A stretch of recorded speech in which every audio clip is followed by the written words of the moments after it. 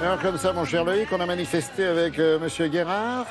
Exactement, parce que je me suis dit, en fait, finalement, que durant ce mois, on parle de mai 68 dans tous les départements, dans toutes les chroniques de Télématin. Je me suis dit, mais pourquoi pas la cuisine? Bien sûr. Effectivement. Alors, en cuisine, il n'y avait pas de barricade, il n'y avait pas de piquet de grève, pas de peloton de CRS, mais par contre, il y avait des brigades. Il y avait des brigades, exactement. Et en fait, l'idée, c'est qu'on ne s'en rend pas compte, mais la fin des années 60 va être une véritable révolution en cuisine. C'est-à-dire, c'est à ce moment-là que la cuisine française va devenir la cuisine qu'on connaît aujourd'hui. C'est à ce moment-là où, en fait, si vous voulez, je vous ai ramené 3 photos qui résument tout ça. On va les voir. Alors, il y a d'abord Paul Bocuse, qui à cette époque-là va commencer à exceller et va commencer à partir dans le monde. Oui, voilà.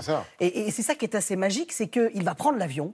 Et il va quitter la France et il va porter cette bonne parole de la cuisine française. Et là, on le voit embarquer, et ça, c'est magique. Et ça, c'est le début de la révolution. C'est-à-dire que les chefs sortent des cuisines. Et les chefs français vont commencer à devenir petit à petit de véritables stars. Autre photo, on voit justement Paul Bocuse et Michel Guérard, regardez, en plus il y a un triporteur, j'étais obligé de vous le montrer. Nous sommes à New York. Et pour vous dire comment en fait ces chefs sont déjà très très connus à cette époque-là. Et petit à petit, le monde va les réclamer. Et puis il y a une dernière photo, c'est à la fin des années 60 que l'on commence à servir à l'assiette. Eh oui, parce qu'aujourd'hui, dans tous les restaurants, dans la moindre pizzeria, on va vous servir à l'assiette. Mais en fait, à l'époque, en France, on servait à la russe. On amenait un guéridon avec les gants blancs, on servait, on vous présentait le plat, on choisissait le morceau qu'on voulait. Ou la française. Voilà. Et alors, ce qui est assez génial, c'est que finalement, c'est Pierre Troisgros, un des pères fondateurs de cette nouvelle cuisine, avec Michel Guérard, avec Paul Bocuse, il y aura aussi Monsieur Verger, qui justement vont révolutionner, vont se dire, eh ben non, on va servir à l'assiette, puisque le chef devient un artiste. Oh, regardez, nous sommes allés voir Michel Guérard à Eugénie-les-Bains.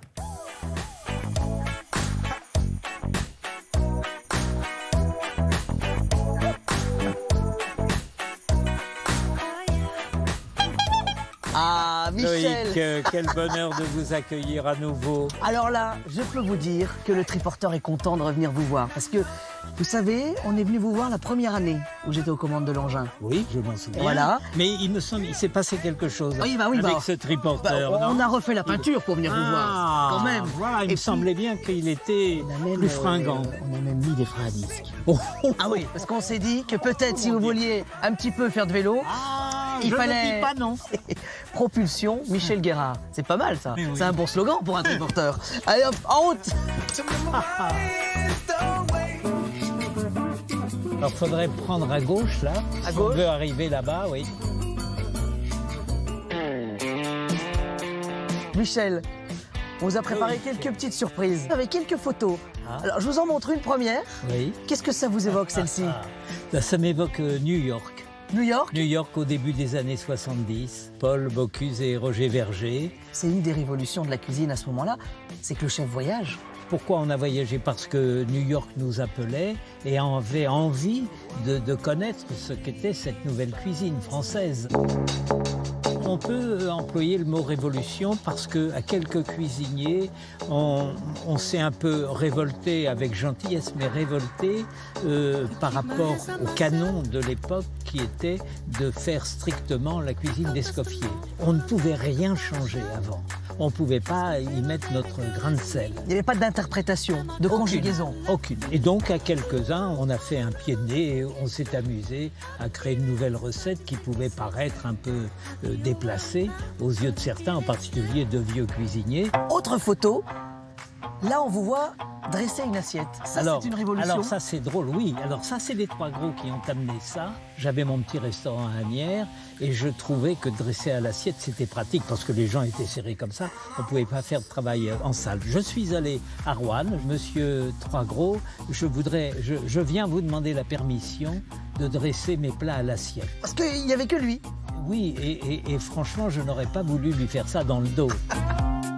Alors là, en plus, sur cette photo, on vous voit enseigner cette nouvelle cuisine? Oui, je reconnais un formidable qui est Alain Ducasse.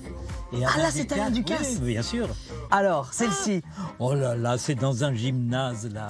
Oh là là là là.